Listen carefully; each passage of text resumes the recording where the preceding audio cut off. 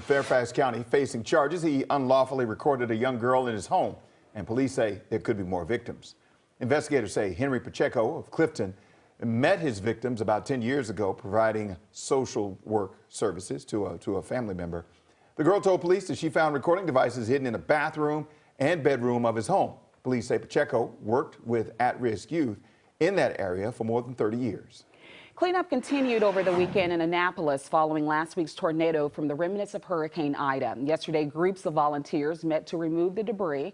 The EF2 tornado caused widespread damage. There were also two other tornadoes in Dorchester County on the eastern shore. President Biden heads to New Jersey and New York City tomorrow to survey the damage there from Hurricane Ida. New York City saw historic flooding and New Jersey saw at least one tornado. The storms along the East Coast caused numerous deaths, and down south, a dive team went out over the weekend to try to locate the source of an oil spill just off the Louisiana coast.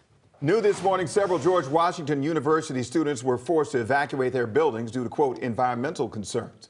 Now, according to the school's student newspaper, students live in the so-called Greek Townhouse Row along 23rd Street between F and G Streets Northwest.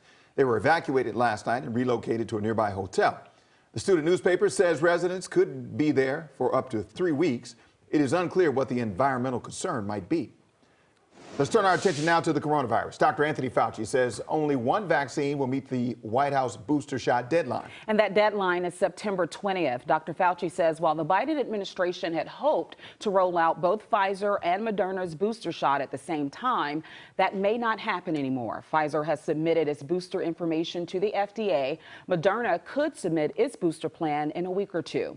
The news comes after Dr. Fauci said 3 doses of the Pfizer or the Moderna COVID vaccine could become the new level of full vaccination status.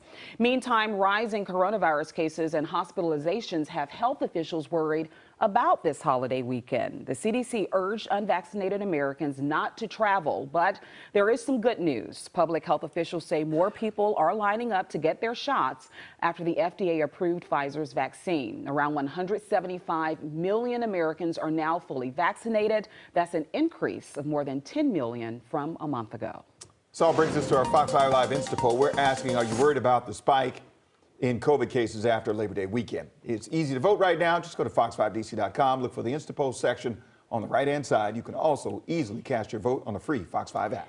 Now, despite rising COVID cases, some events across the country are still drawing big crowds, and that has many doctors worried about the Delta variant continuing to spread. We'll have details ahead. Plus, tragedy unfolding in one Florida neighborhood after a Marine allegedly shoots and kills a family at random.